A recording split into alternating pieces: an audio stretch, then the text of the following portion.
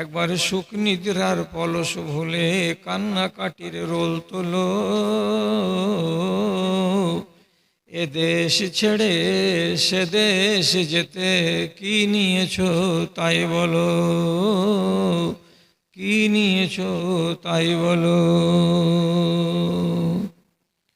কামনার ওই পিছন ছুটে জীবন তোমার শেষ হলো, কামনার ওই পিছন ছুটে জীবন তোমার শেষ হলো। এ দেশ ছেড়ে সে দেশে যেতে কি নিয়েছো তাই বলো, কি নিয়েছো তাই বলো। ধর্ম ভেঙে মর্ম পীড়াই ভুগবে তুমি মনে রেখো।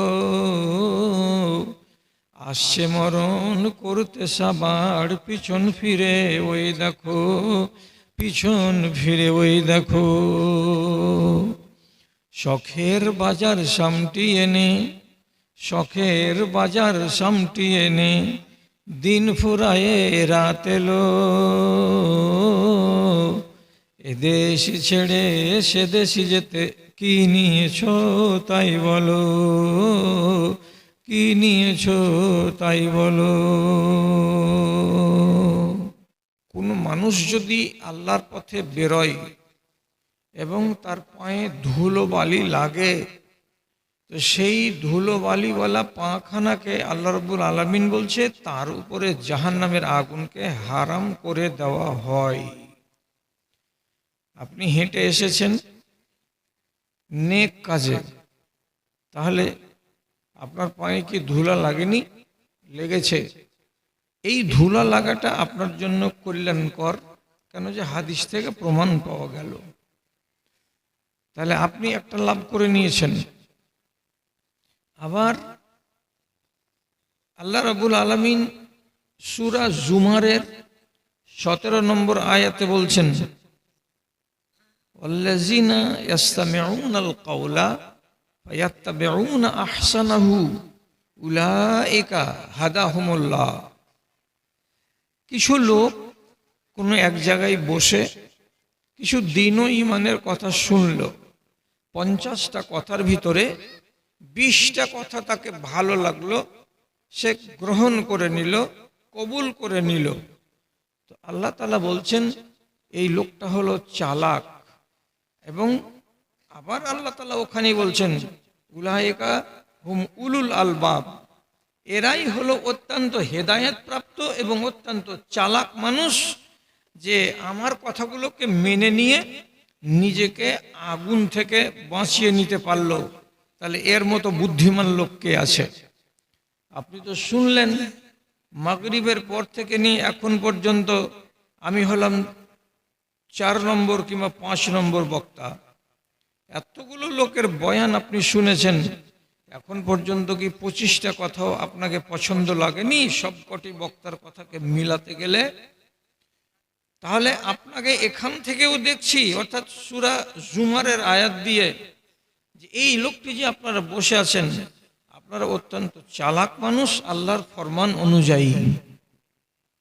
আবার কোরআন মাজিদ খানাকে যখন খুলবেন, প্রথম পাতাতে ডান দিকে পাবেন সূরা ফাতিহা, আর বাম দিকে পাবেন সূরা বাকারার 1 নম্বর পাতার 3খানা আয়াত।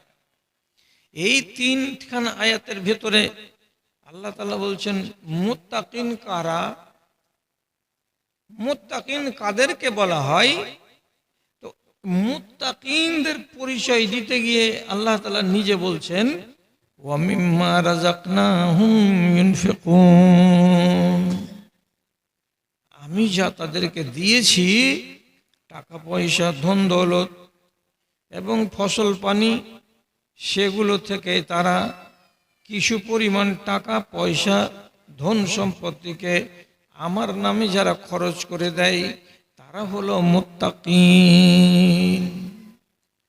আপনি এখানে এসেছেন, আসার পরে কেউ 1000, কেউ 500, কেউ 100, কেউ 200 টাকা দান করেছেন।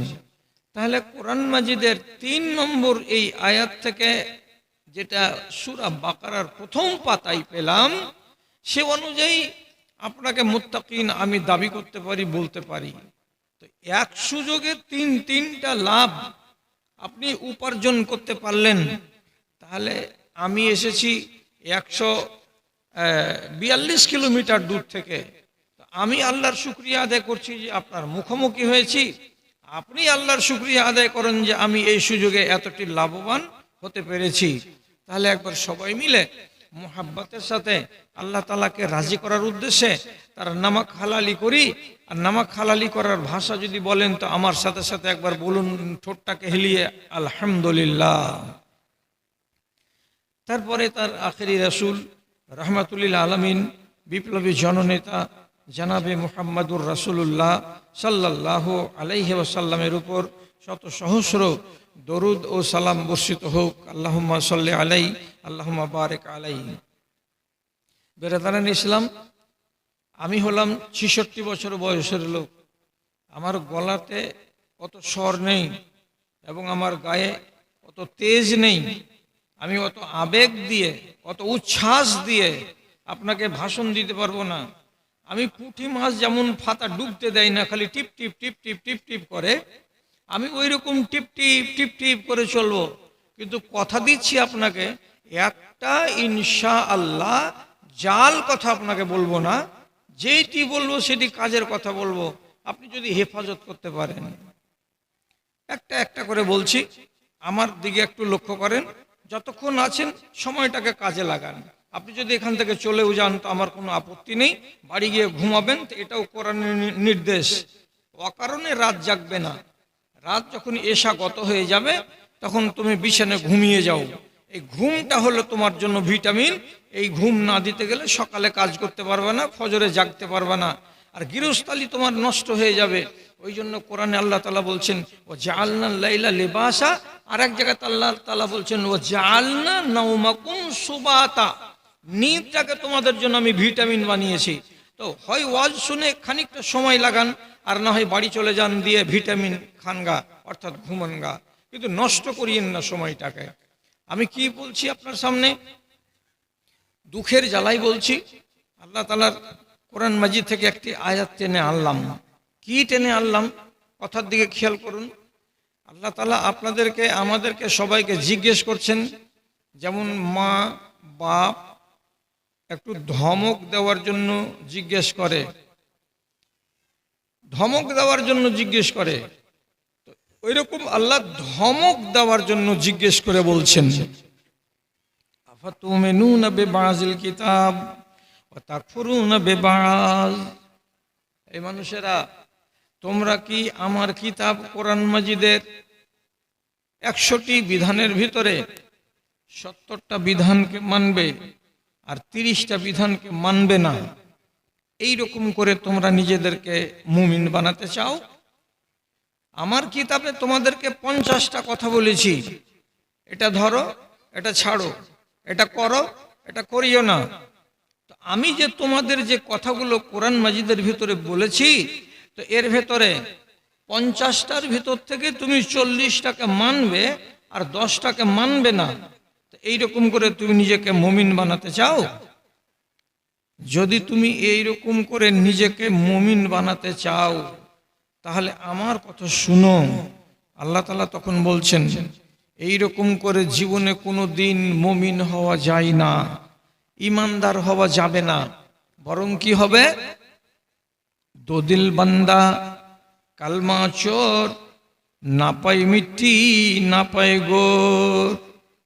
হয় পাকা মুসলমান হয়ে থাকো, আর না হয় তুমি নিজেদেরকে পছন্দ যদি না লাগে ইমানের ছায়ায় থাকতে, তো তুমি বেদিন হয়ে যাও।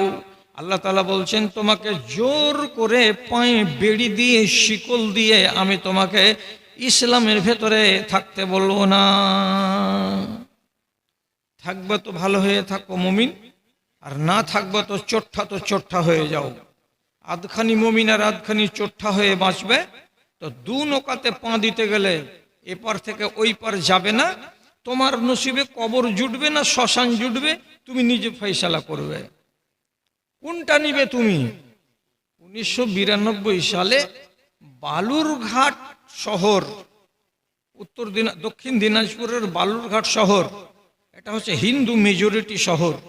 সেই শহরের বাস স্ট্যান্ডের সিমেন্টের বেঞ্চে হেলান দেওয়া অবস্থায় একটা লাশ পাওয়া গেল, বা একটা মুর্দা যুবক পাওয়া গেল। সকালবেলায় ওখানকার লোকেরা এলো, এসে বলছে এটা তো বিদেশি লোক গো, তো একে তো সৎকার করতে হবে। তো এই লোকটা মুসলমান, কবরে দিব, না এই লোকটা হিন্দু, একে জ্বালিয়ে পুড়িয়ে দেব।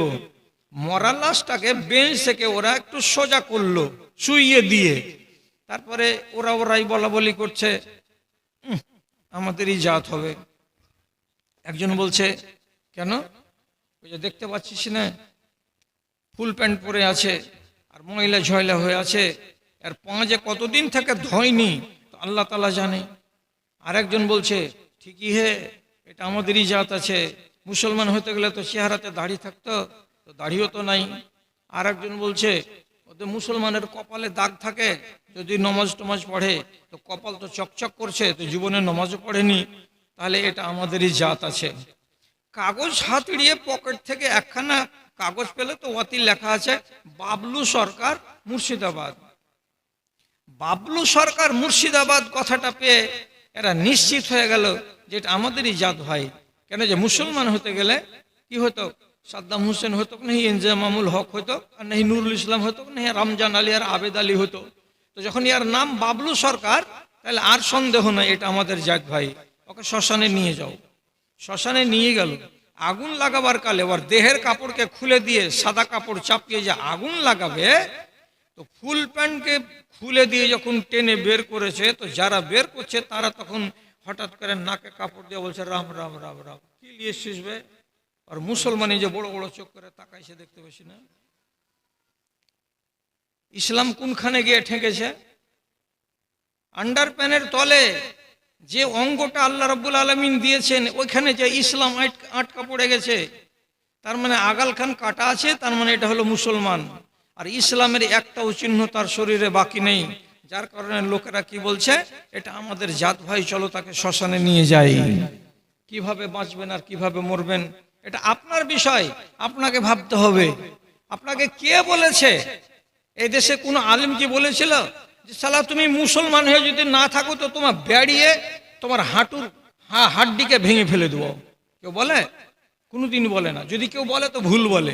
কেন? রব্বুল আলামিন স্পষ্ট করে কোরআন মাজিদে বলছেন ফামান শাআ ফালিউমিন ওয়া মান শাআ ফালিয়াকফুর। তোমাদের সামনে যতটি বিধিবিধান দেওয়ার ছিল, যেটা হালাল তাও বলে দিয়েছি, যেটা হারাম তাও বলে দিয়েছি, যেটা করবে সেটা বলে দিয়েছি, যেটা করবে না সেটাও বলে দিয়েছি। এতগুলো কথাকে জানার পরেও তোমাদেরকে এবার আমি ডাইরেক্ট বলছি,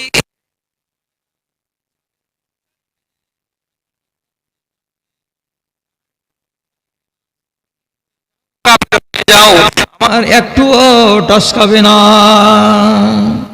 জোর করে আপনাকে আল্লাহ তাআলা বলছেন যে তুমি মুসলমান হয়ে বাঁচো। সোজা কথা বলছি, কোরআনে আল্লাহ রাব্বুল আলামিন বলছেন ইয়া আইয়ুহাল্লাযিনা আমানু দুখুলু ফিস সিলমি কাফা, ইসলামের সীমানার ভেতরে সম্পূর্ণ রূপে প্রবেশ করো। একদম একটু এদিক ওদিক থাকিও না, একটু এদিক ওদিক থাকিও না। সম্পূর্ণ প্রবেশ না করতে গেলে তোমাকে সম্পূর্ণ মুসলমান বলা যাবে না। আধখানি ওদিকে আর আধখানি ওইদিকে। বুড়ি কাবাডি খেলেছেন তো? হ্যাঁ, বুড়ি কাবাডি খেলতে গেলে বুড়ি যেই ঘরের ভেতরে থাকে, চারিদিকে একটা গোল আঁক দেওয়া থাকে। যদি আঁকের উপরে বুড়ি পা দেয় বা আঁকের বাইরে যদি 1 ইঞ্চি ওর আঙুলগুলো বাইরে চলে যায়, বিরোধী দলের লোক যদি ওর পাটাকে চেপে দেয় আর দেওয়ার পরে বলে দেখো বাহিরে ওর পা বেরিয়েছে কি পড়েনি, যখন বাহিরে পা প্রমাণ করে দিবে বিরোধী দলেরা, তখন এটাকে আমরা আমাদের দেশের ভাষায় কি বলি? এই পুড়িল হয়ে গেল। পুড়িলের মানে কি? তোমার দান শেষ, তুমি ধরা পড়ে গেছো আমাদের হাতে, অতএব হটো, এবার আমাদেরকে দান দাও। আঁকের বাইরে তুমি পা রাখলে কেন?